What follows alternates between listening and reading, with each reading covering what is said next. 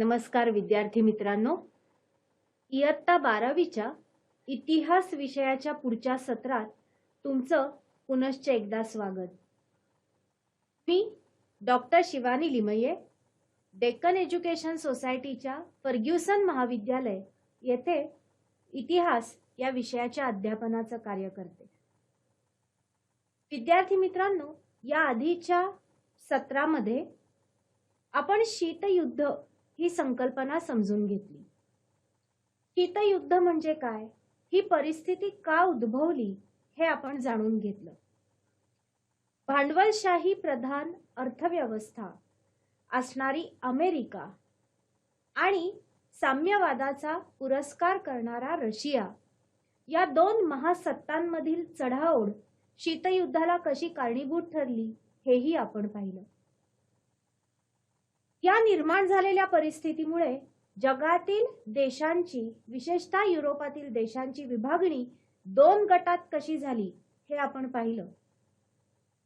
आजच्या तासात आपण शीतयुद्धकालीन विविध घटना, वाटचाल कशी झाली आणि रशियाचे विघटन झाल्यानंतर शीतयुद्धाचा शेवट कसा झाला आणि या शीतयुद्धाचे कोणते परिणाम झाले हे समजून घेण्याचा प्रयत्न करूया।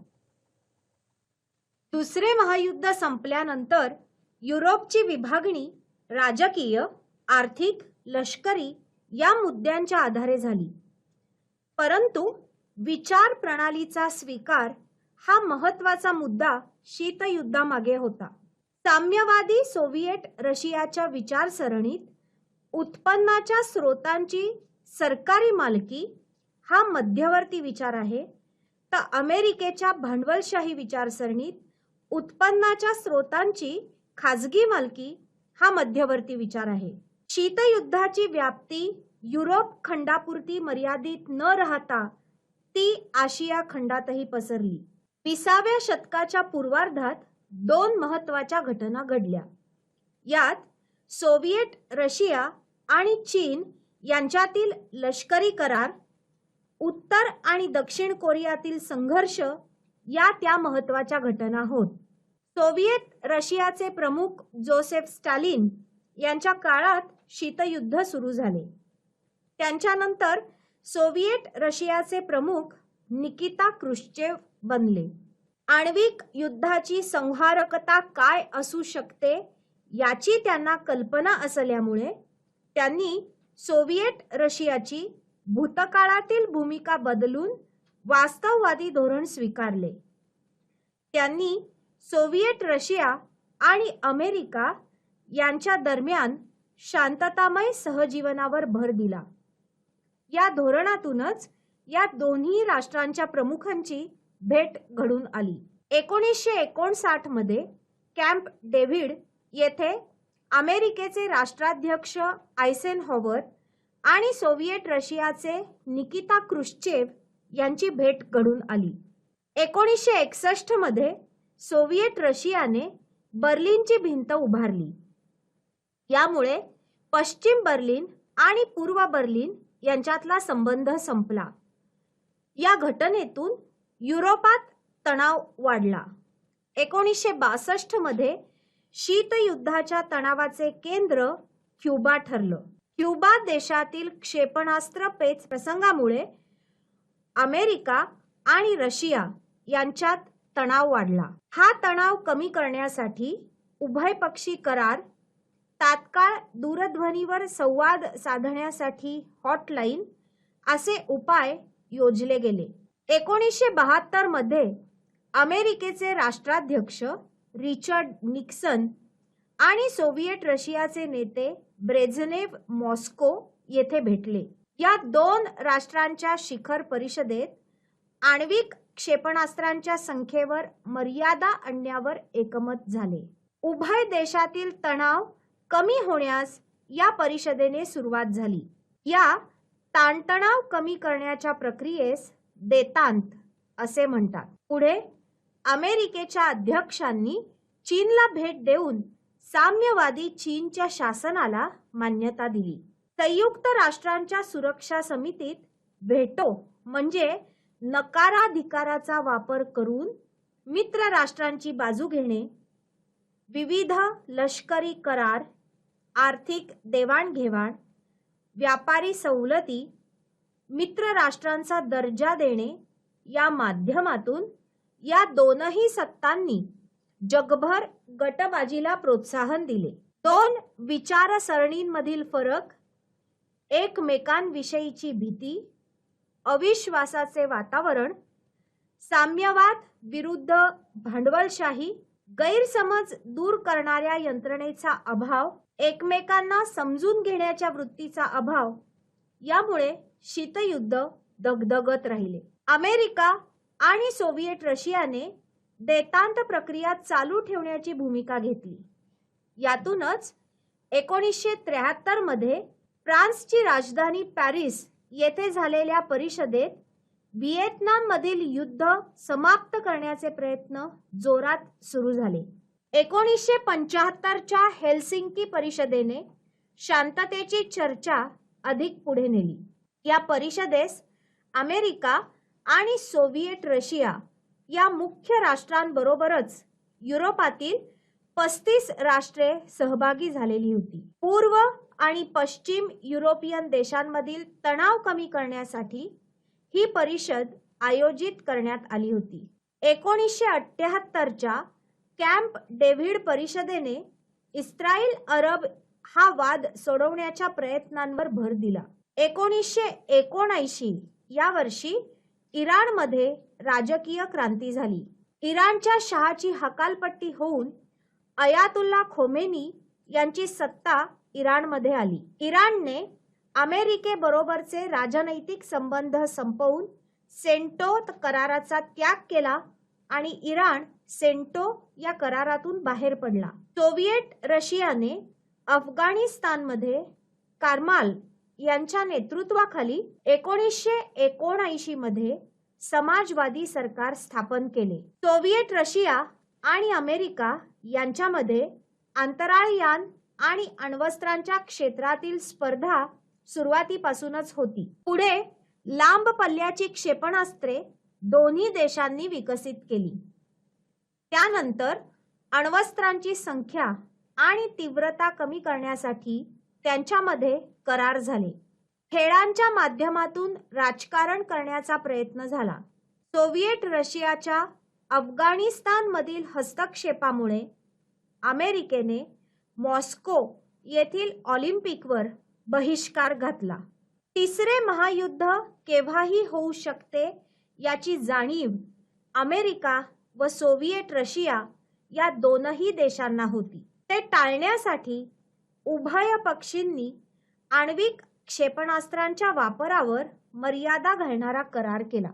मिखाईल गोर्बाचेव यांचा कालखंड हा रशियाचे विघटन घडून येण्यास आणि शीतयुद्धाची अखेर होण्यास कारणीभूत ठरला. शीतयुद्धाची पार्श्वभूमी थोडक्यात अभ्यासताना आपण रशियातील घडामोडींचा अतिशय थोडक्यात आढावा घेण्याचा प्रयत्न करू. 1917 मध्ये रशियात साम्यवादी क्रांती घडून आली. स्टॅलिन यांच्या कारकिर्दीपासून आर्थिक नियोजनाच्या माध्यमातून रशियाची प्रगतीकडे वाटचाल सुरू झाली. दुसऱ्या महायुद्धानंतर जागतिक राजकारणात रशिया आणि अमेरिका यांच्यात सत्ता स्पर्धा म्हणजेच शीतयुद्ध सुरू झाले. या शीतयुद्धाची समाप्ती रशियाच्या विघटनाने झाली. दुसऱ्या महायुद्धानंतर जवळजवळ 40-45 वर्षे चालू असलेली ही जीवघेणी स्पर्धा संपली. याचे कारण रशियाच्या बदललेल्या अंतर्गत परिस्थितीत होते. 1985 पर्यंत रशिया हा साम्यवादी पक्षाच्या पूर्ण वर्चस्वाखाली होता. 1960च्या क्युबा प्रश्नापासून रशिया अमेरिका यांच्यातील संबंधात सहकार्याचे प्रयत्न सुरू झाले असले तरी रशियातील अंतर्गत परिस्थिती तशीच राहिलेली होती. 1985 मध्ये तत्कालीन रशियन अध्यक्ष चर्नेन्को यांच्यानंतर मिखाईल गोर्बाचेव हे अध्यक्ष बनले.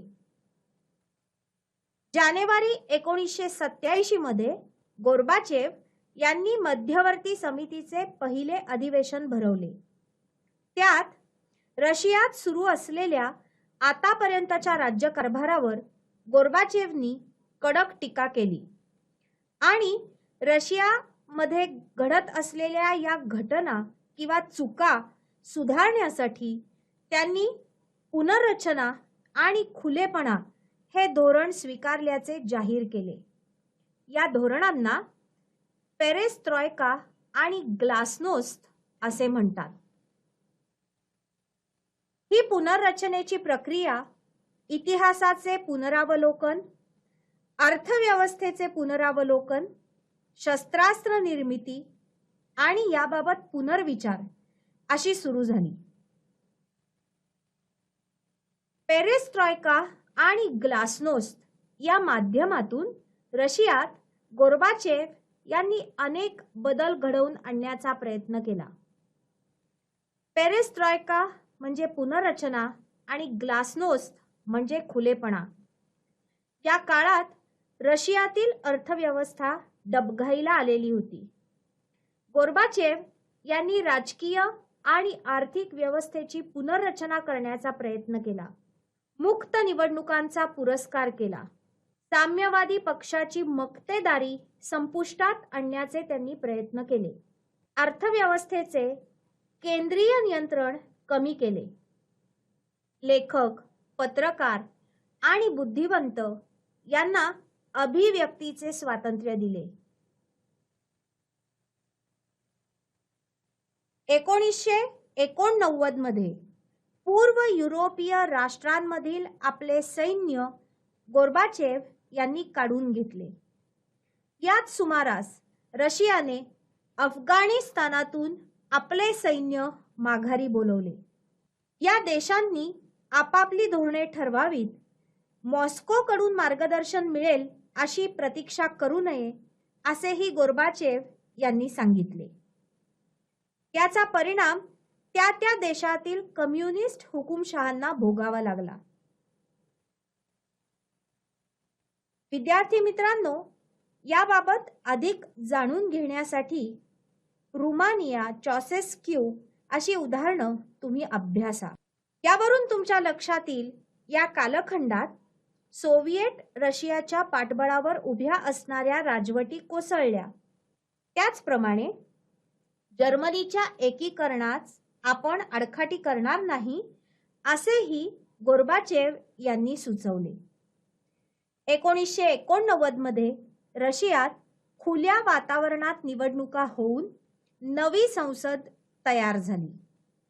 गोर्बाचेव यांनी केलेल्या सुधारणांचे फलित म्हणजे सोव्हिएट संघाच्या इतिहासात प्रथमच गैर कम्युनिस्ट प्रतिनिधी संसदेत निवडून आले. कम्युनिस्ट सरकारच्या कारभाराची चिकित्सा संसदेत केली गेली. याचे पडसाद जनमानसातही उमटले. 1989 मध्ये कोळसा खाण कामगारांनी संप केला. फेब्रुवारी 1990 मध्ये रशियाने नवी राज्यघटना स्वीकारली. त्या अन्वये रशियातील साम्यवादी पक्षाची एकाधिकारशाही संपवण्यात आली. रशियन समाजामध्ये या सर्व बदलांचे परिणाम होत होते. 1917 पासून 1990 पर्यंत सुमारे 74 वर्षे रशियन जनता साम्यवादाच्या नियंत्रणाखाली दडपलेली होती. रशियातील अर्थव्यवस्था अतिशय डबघाईला आलेली होती. शीतयुद्धकालीन घटनांमुळे आपल्या अलाइजना म्हणजे मित्र राष्ट्रांना सतत आर्थिक मदत पुरवणे हे आता रशिया आणि अमेरिका या दोनही महासत्तांना हळूहळू अवघड बनत चाललेले होते. रशियन समाजात प्रगती, स्थैर्य, समानतेसाठी साम्यवाद ही स्वप्न होती. त्याच समाजात दैन्य, गरिबी, भ्रष्टाचार हे निर्माण झाले. यामुळे सर्वसामान्य लोकांच्या मनात सरकारविषयी असंतोष होता. ऑगस्ट 1991 मध्ये गोर्बाचेव यांच्या विरुद्ध कट रचला गेला आणि त्यांच्या विरुद्ध बंड उभे राहिले. यावेळेस बोरिस येल्त्सिन यांनी गोर्बाचेव यांची बाजू घेऊन या बंडाचा बिमोड केला. सत्तेवर आल्यानंतर गोर्बाचेव यांनी पुन्हा एकवार साम्यवादी रचनेचा आणि तिच्या सुधारणेचा पुरस्कार सुरू केला. पण आता जनता साम्यवाद किंवा त्यातील सुधारणा या स्वीकारायला तयार नव्हती. 1985 ते 1990 या 5 वर्षात गोर्बाचेव यांचे धोरण, साम्यवादी संसदेत त्यांनी सुचवलेले बदल, त्यांचे पुनर्रचनेचे प्रयत्न, त्यांनी स्वीकारलेले खुले धोरण रशियन जनतेने उचलून धरले. पण 1991च्या बंडानंतर गोर्बाचेव यांची ही ध्येय धोरणे पुरेशी नसून मूळ साम्यवादी संरचना झिडकारण्याची रशियन जनतेची मनोभावना झाली. या परिस्थितीत गोर्बाचेव यांना राजीनामा देणे भाग पाडले गेले आणि येल्त्सिन हे अध्यक्ष बनले. रशियन संघराज्यातील अनेक राज्यांनी रशियाचे वर्चस्व झुगारून दिले. पूर्व आणि पश्चिम जर्मनीतील भेद संपवून जर्मनीच्या एकीकरणास चालना देणारे गोर्बाचेव रशियाला मात्र एकत्र ठेवू शकले नाहीत. रशियाचे विघटन होऊन एकसंध सोव्हिएट रशियाचे अस्तित्व संपुष्टात आले. 1991 नंतर जगाच्या इतिहासात शीतयुद्धोत्तर जग आणि सोव्हिएट रशिया नंतरचे जग असे 2 नवे शब्दप्रयोग वापरात आले. 1991 मध्ये रशियन संघराज्यातील 15 राज्यांनी आपले स्वातंत्र्य घोषित केले. विद्यार्थी मित्रांनो, तुम्हाला स्क्रीनवरती या राज्यांची नावे दिसत आहेत. Estonia, Latvia, Lithuania, Belarus, Moldova, Georgia, Armenia, Azerbaijan, Turkmenistan, Uzbekistan, Tajikistan, Kyrgyzstan, Russia, Ukraine आणि कझाकस्तान. एकसंध आणि सगळ्यात मोठा असणारा देश अशी रशियाची ओळख पुसली गेली आणि त्यातून हे 15 देश फुटून बाहेर निघाले. रशियाचे विघटन झाले, काही राज्ये फुटून बाहेर निघाली. उर्वरित राज्यांनाही आपले स्वातंत्र्य हवे होते, पण त्याचबरोबर रशियाचे छत्रही हवे होते. या सर्व देशांनी रशियाच्या नेतृत्वाखाली स्वतंत्र राज्यांचे राष्ट्रकुल स्थापन केले. Russia, Ukraine, Armenia, Georgia, Kazakhstan, Tajikistan, Uzbekistan ही राज्ये CIS म्हणजे स्वतंत्र राज्यांच्या राष्ट्रकुलाची सदस्य राष्ट्रे बनली. शीतयुद्ध जरी संपुष्टात आले तरी शीतयुद्धाने जगाच्या इतिहासाला कलाटणी दिली असे मानले जाते. शीतयुद्धाच्या काळामध्ये राष्ट्रात गैरसमज होणे, जगाचे 2 गटात विभाजन झाले. गुप्त राजकीय हालचाली या मोठ्या प्रमाणावर केल्या गेल्या. विविध करार, नाटो, अंझुस, सिएटो, सेंटो, वॉर्सा यांसारखे करार करून या दोनही महासत्तांनी नव्याने उदयाला येणारी राष्ट्रे आपल्या गटात ओढण्याचा प्रयत्न केला. शीतयुद्धामुळे या दोन्ही राष्ट्रांनी सतत आपली शस्त्रास्त्रे वाढवण्याचा प्रयत्न केला आणि त्यामुळे निशस्त्रीकरणाकडे दुर्लक्ष झाले. विज्ञानाचा संहारक अस्त्रे तयार करण्यासाठी मोठ्या प्रमाणात वापर झाला. या दोनही गटांनी प्रचंड संपत्ती ही आपल्या मित्र देशांना मदत करण्यासाठी, विशेषतः लष्करी मदत करण्यासाठी वापरली आणि त्यामुळे नव्याने उदयाला येणाऱ्या देशांबरोबरच या महासत्तांमध्येही इतर महत्त्वाच्या प्रश्नांकडे दुर्लक्ष झाले.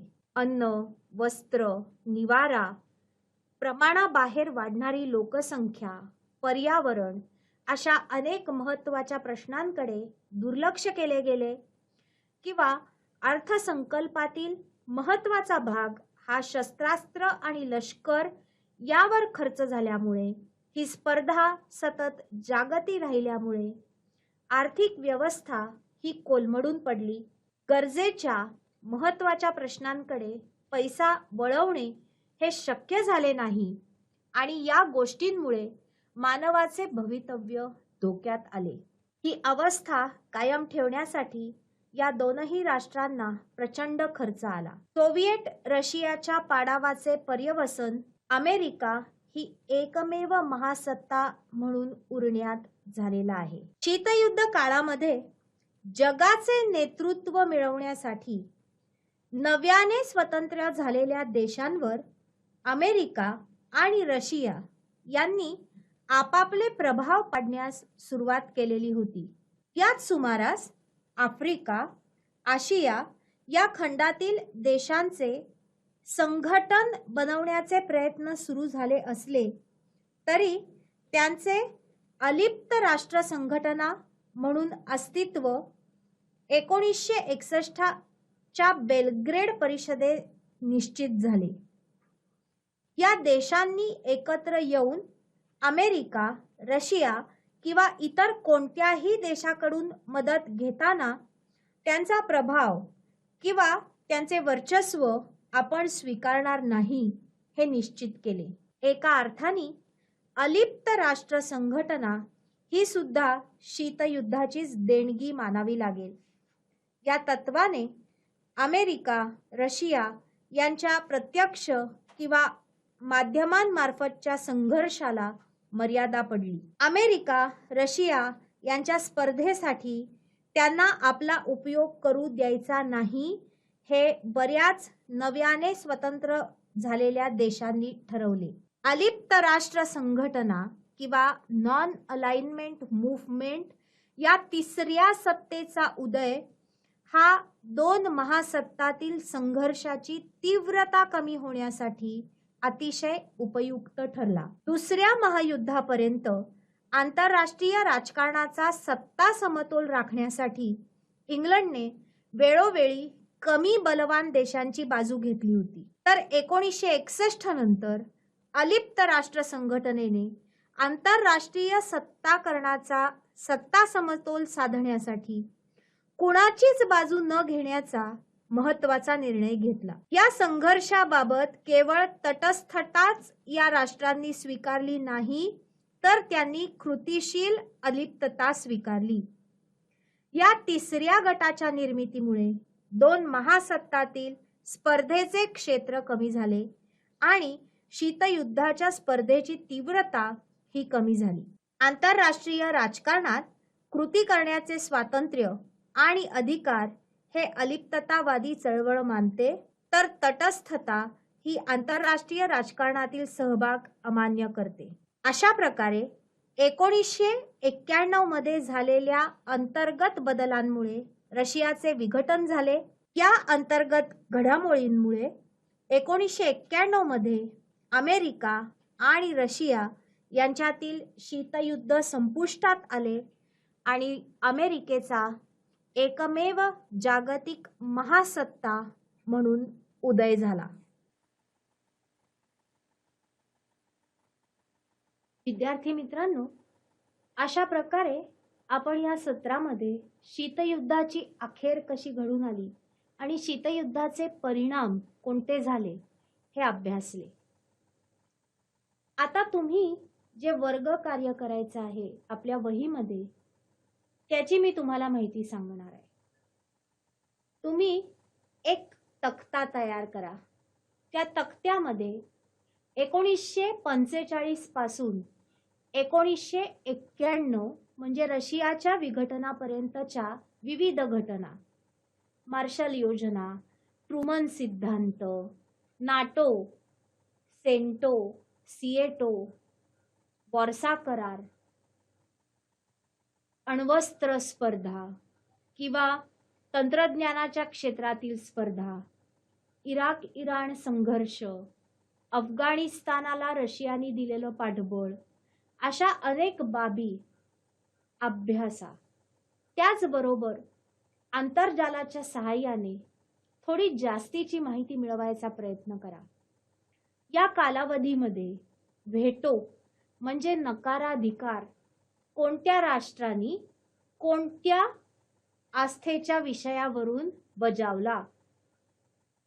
युनोची रचना ज्यावेळेला तुम्ही अभ्यासाल त्यावेळेला तुमच्या लक्षात येईल अमेरिका, रशिया, इंग्लंड, फ्रान्स आणि चीन या देशांना युनो म्हणजे संयुक्त राष्ट्रे या संघटनेत नकाराधिकार बजावता येतो. या नकाराधिकाराच्या माध्यमातून कोणते आंतरराष्ट्रीय राजकारण झाले, कोणते गट तयार झाले, ही माहिती तुम्हाला मिळवता येईल. त्याचप्रमाणे पाठ्यपुस्तकामध्ये तुम्ही एक वाक्य वाचलेलं आहे. अमेरिकेने साम्यवादी चीनला मान्यता दिली. या वाक्याचा संदर्भ अधिक चांगल्या पद्धतीने समजून घेण्यासाठी तुम्हाला थोडासा चीनच्या इतिहासाचाही मागोवा घ्यावा लागेल. चीनमधील क्योमिंगतांग पक्षाचे सरकार, चियांग कै शेक यांचे सरकार, माओ त्से तुंग यांचे दीर्घकूच आणि त्यानंतर आलेले साम्यवादी सरकार पीपल्स रिपब्लिक ऑफ चायना याविषयीची माहिती आंतरजालाच्या सहाय्याने मिळवा. अशा पद्धतीने तुमच्या समोर एक समग्र असं चित्रण उभं राहील. आंतरराष्ट्रीय परिस्थिती कशी होती, कोणकोणते संघर्ष चालू होते आंतरराष्ट्रीय पटावर, आणि थोडा विचार करा आज ते संघर्ष सुटले आहेत का आजही तेच संघर्ष पुढे चालू आहे. स्वतंत्र भारताची वाटचाल ही या संघर्षातनच पुढे होत आहे. भारताने स्वीकारलेलं अलिप्ततावादी धोरण हे या संदर्भात कसं महत्त्वाचं ठरतं हे पुढील सत्रात आपण जाणून घेण्याचा प्रयत्न करूया. त्याचप्रमाणे शीतयुद्ध काळामध्ये जे विविध करार झाले, नाटो, सेंटो, सिएटो, त्याची ही माहिती आपण पुढील सत्रात घेऊ. ओपेक, ओपेल यासारखेही तेल मिळवण्यासाठीचे करार यांचीही माहिती तुम्ही मिळवा. वहीत याची नोंद करून ठेवा. तुमच्या अभ्यासात या घटना समजून घेण्यात ते तुम्हाला निश्चितपणे मदतीचे ठरेल. धन्यवाद.